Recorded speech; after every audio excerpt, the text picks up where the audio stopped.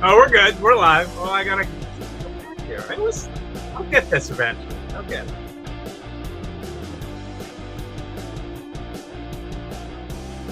Click this button. Ready? Here we go. Nice fade. You Nice gotta fade. you gotta start doing it now where it's no one knows that you're doing it. It's just Where being I just do it. I just Yeah. I can't talk about it. I don't know. I think we probably Instead need of like this. some type of custom jingle or something like that. Yeah, I think that's what we're gonna need. Everyone knows you're about to turn the music down. Yeah. You know what? I go to the eye doctor and they say my eyes are fine, like from reading, but I am finding myself like doing that a lot more lately. But I'm fine in the eye doctor. I don't know. You got 20/20 vision? Not for distance, but for like I am nearsighted or whatever. I can't see like, if you're 13, 15 feet away from me, I'm not going to recognize you, but I can read fine without glasses. So all right, so nearsighted means you could see near but not far. So right, so it's confused me my entire life. But my entire life, it's confused me. I think that's what it is. I just can't see far. I'm nearsighted. We need maybe we'll bring on an optometrist guest at some point, and they can explain why. Well, I have to see one every 6 months. So 6? Was that a military thing or? no, I have some issues with my eyes. So Yeah. I have to go.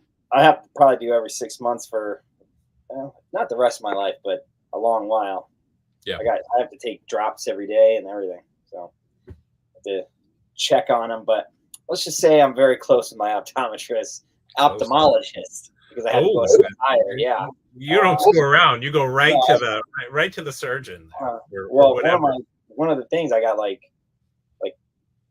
I got it twice, but like 50 holes in each eye, and then I had to do it again because my pressure was so high. So I had to see an ophthalmologist for years. So I could get an ophthalmologist, an optometrist. Who do you want? I can get them on here. Some people have high blood pressure. Some people have high eye pressure. You know,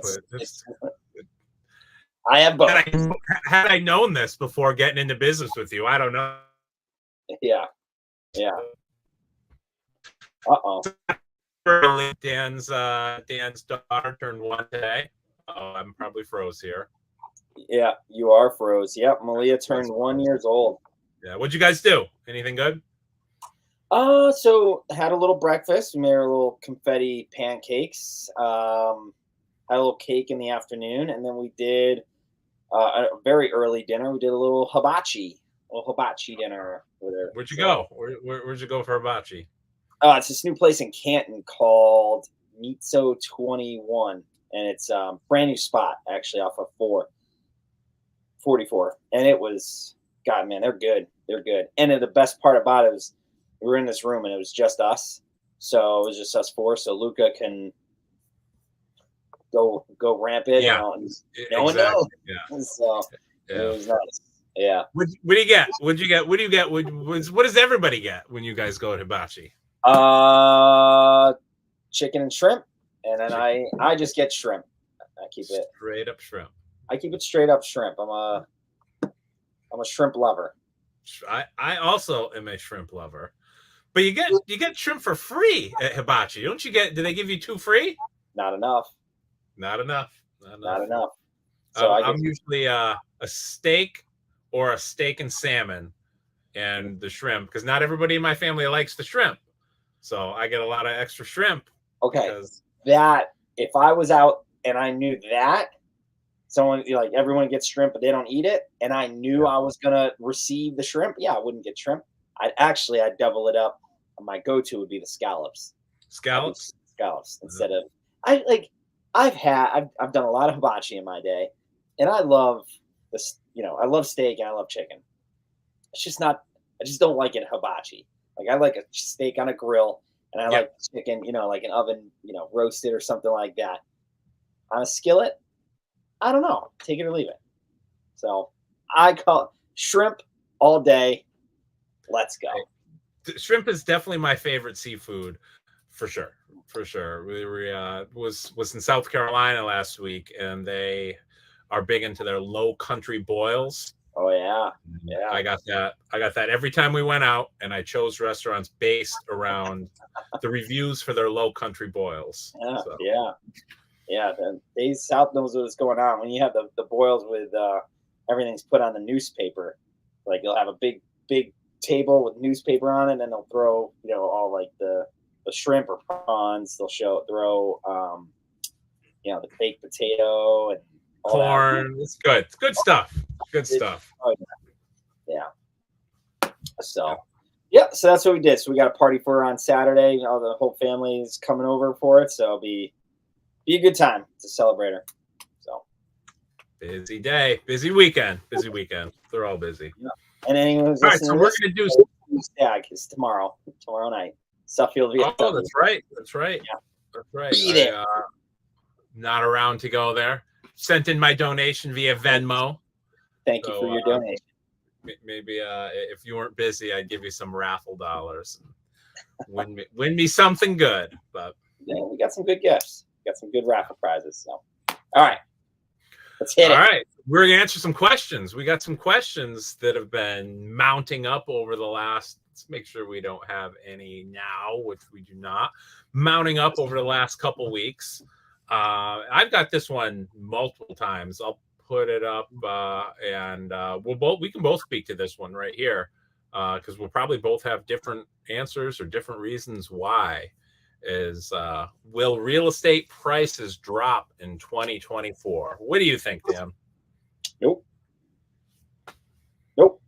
I don't think any market's going to see a major drop. Maybe on a few homes that if you see something on the MLS that has lasted a while, maybe 40, 50, 60 days, you might see that in that regards a drop, but I don't see an overall drop happening. Not with the inventory still being low, and not with interest rates still being a touch high, even though I did talk to an attorney today. He said he closed one yesterday that at 6 3/4. So I thought that was pretty good, but I do not foresee a drop in 2024 as of right now. Yeah, I think I'm pausing up here, so I don't know if you can hear me, but I agree. I do not think we're going to see a drop at all. The major reason is the rates. Everybody is forecasting the rates to come down quite a bit, and when rates go down, prices go up. In our area specifically, a lot of areas in the country are what are considered booming areas, meaning there's a lot of people moving there. There's a lot of building going on. And our area's been through that. We've been through our boom, 50s, 60s, 70s, 80s, even, till 2010 or so. There was a lot of building, and all the good, easy developments are done really in our area. There's just not a lot of spots to build new single-family freestanding homes. You're still seeing condos come up or townhouses in some situations, but what we have is what we have. And there's just really a constraint in Connecticut, Western Massachusetts, at least in the urban, suburban areas. You go further out, you go 3-4 towns out from the river, there's more room, but it's far, and not a lot of people really want to live there. That Harwinton has the amount of people they live in because very few people want to go all the way out to Harwinton. There's less people in Granby. It's less densely populated than East Granby, which is less densely populated than Windsor Locks and Windsor and Enfield and East Windsor, the towns that are right on the river. And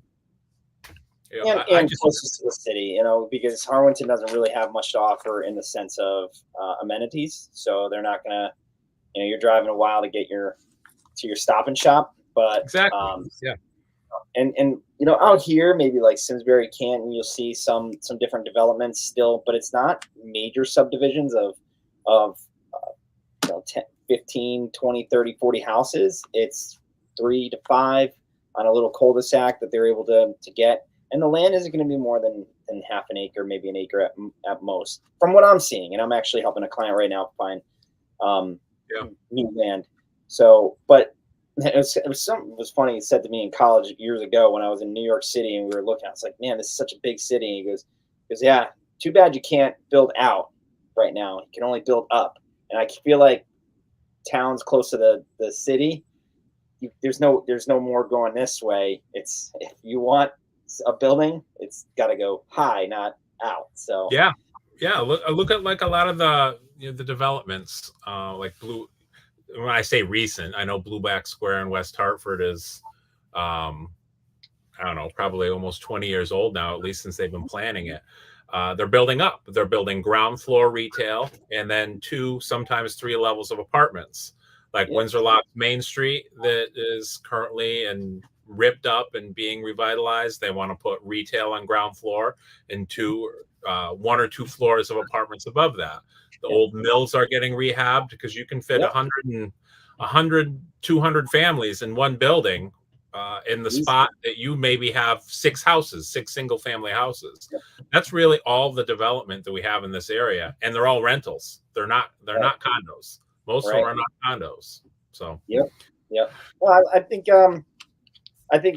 it's if the rates stay the same, there's a chance. If there's something, but all the projections saying that the rates are going to drop. And when that does it, it just brings more buyers into the game.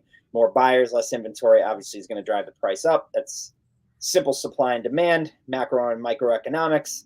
But if the rates stay the same where they're at, there's a possibility because not everybody can afford the 6 3/4 right now. But as soon as it goes down to 5, even though that's not a huge difference, it's going to bring people back into the game because then after a year they can refinance, bring that interest rate down a little bit more and be in better shape. So will real estate prices drop in 2024? My opinion, no. Also, my opinion, no. It kind of leads into our second question, which wasn't really a question at all. It was more of a comment. And I'll back up and explain. We had Mike Rogers on a couple weeks ago, and he was talking about the younger generation is comfortable with more debt than people say our age and our parents' age and older. So the comment was, you mean the generation that had no shot with taking on 6 figures of student loan debt? And my answer to that is, yeah, I mean, having 6 figures of student loan debt is terrible, especially at the rates that they're in right now. 6 fingers of student loan debt? Is that what you just said? I don't know what I said. I'm sure it was the poor internet connection blipping out right there. 6 fingers of student loan debt. All right. But every generation has their challenges. When you look back and you look at our parents' generation buying a 2,000 square foot house for $32,000, something ridiculous like that. Maybe people a little bit younger than our parents buying in the 80s, they're $40,000, $50,000 houses. But what people got to realize is there were times in the 80s that there was interest rates of 15, 16, 17% now. And I'm sorry. I'm reading a comment. I'm getting flustered and reading something instead of answering every generation has their challenges, and you just got to get in. You got to get in the market. You might not be buying that 4-bedroom, 3-bathroom, 2,000 square foot house with a pool in the back, but you got to get in. There's plenty of condos in almost every town still under $200,000. You can get in, build some equity, get used to paying a mortgage, and like you said, trade up and rates come down. You could refinance, you build some equity, rates go down, the price of that condo is going to go up. You buy that condo for $200,000, all of a sudden it's worth $250,000. You have an equity, you've got some down payment to put in for that bigger house if you're looking for a bigger house. You just have to get in the game, really. I think you're 100% right. I don't know the context of how this was written. I don't know the person who wrote this. Besides the fact of it being a choice to go to school and take on a 6-figure of student don't let or whatever you said. You know, it's there's a Yep. lot of things you can do to combat that, but there's a lot of programs out there that lenders have that can get you into the game, i.e., down payment assistance program like the CDAP. Mike Rogers can talk all about that.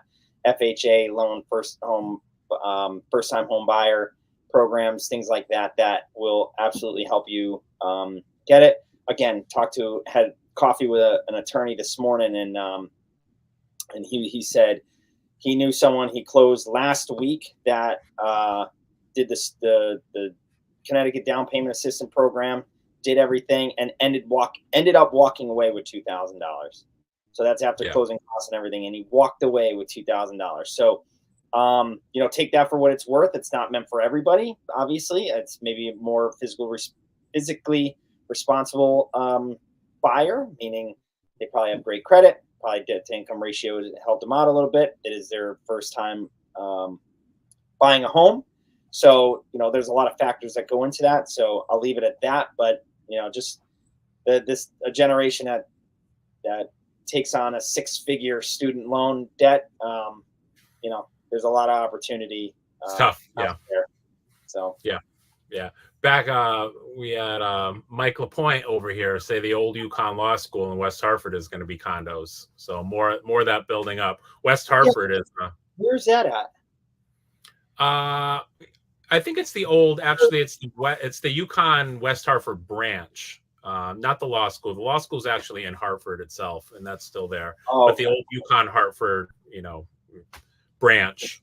It was bought. It was being used by some other company, and now they're going condos because there's nothing in West Hartford. West Hartford is very similar to Windsor Locks, and there's no buildable land. There's very little buildable land. So there is. There is. Right.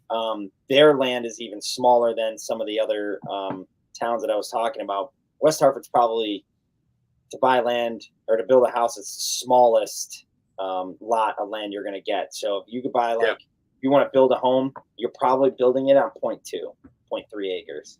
Yeah. Like, no kidding. You're arm distance away from your neighbor. Yeah. It's the law school library. Oh, okay. Yeah.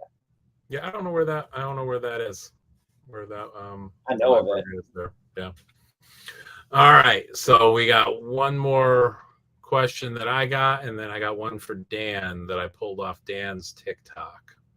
So yeah. I'm throwing that one on you. You don't even know what it is.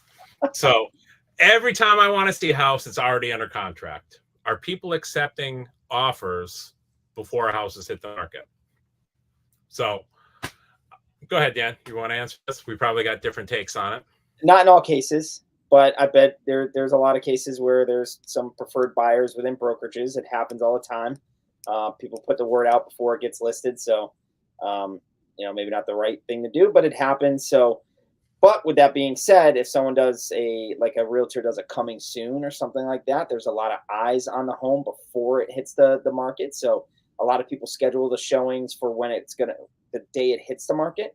So that day it hits the market, there's probably likely, I'm making up a number, 10, 15 showings. And if there is, there's going to be offers coming in that night. And if a seller is like 10 to 20 offers or 10 to 20 showings, I got 5 offers, cut the showings off. I'll make a decision here now and let's be done with it. That was great. And a lot of the sellers want to do that. They'll make the decision. They're not going to wait it out because what's the point?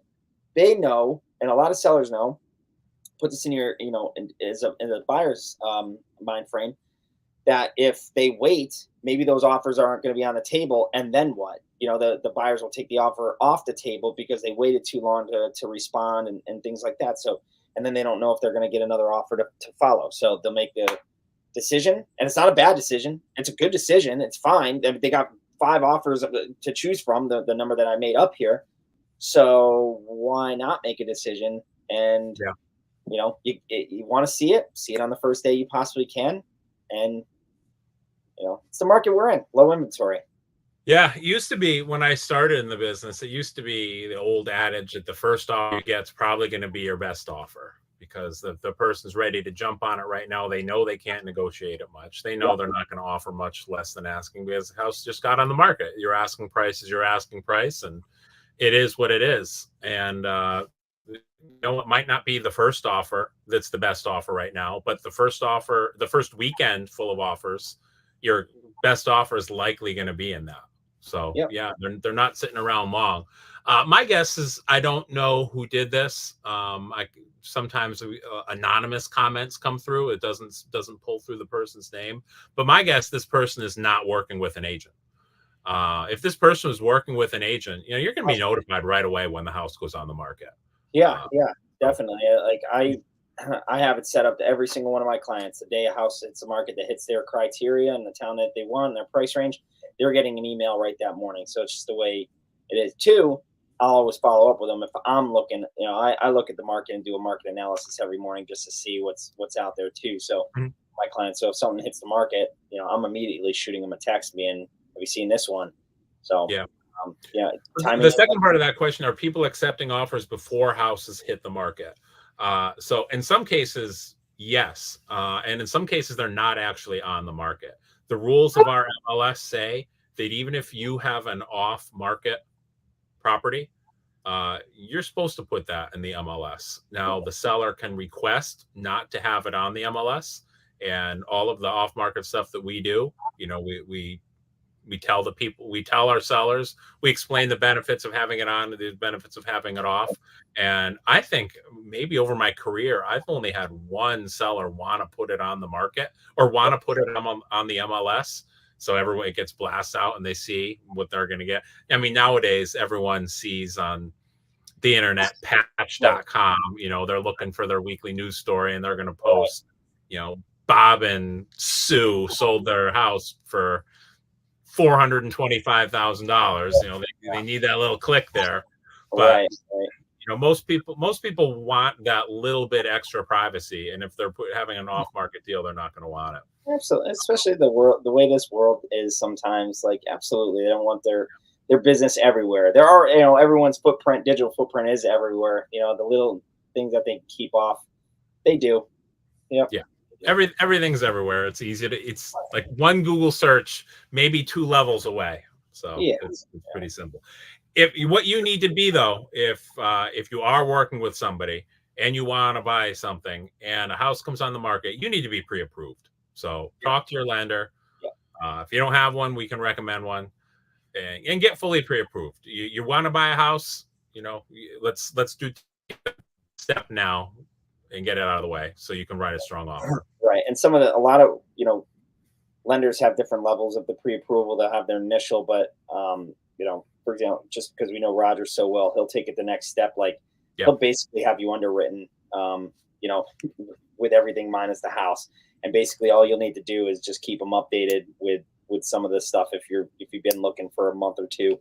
But he'll basically have you underwritten, ready to go, where he posted on Facebook and Instagram and whatnot. He'll do a time of contract to clear to close in 12 days or something like that. So probably like 14 now because he's too busy making smoothies or something. I think I saw him talking about smoothies today. So, I help the smoothies, and at the end of it, he goes, "Oh, if you really want it to taste good, put Snickers in it." Yeah, okay.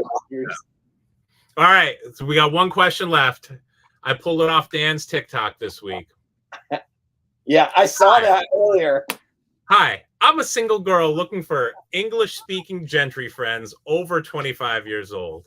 If you'd like to make friends, please add my Telegram. So again, it's not a question, but are you going to add? I withheld the name of this person. Are you going to add this person on Telegram, Dan? One, it's a virus waiting to happen. Two, no. Gentry. I don't. What's gentry? Oh, what's gentry? Oh, well, good thing I'm prepared with what gentry is. So now I can't read anything on my screen right here.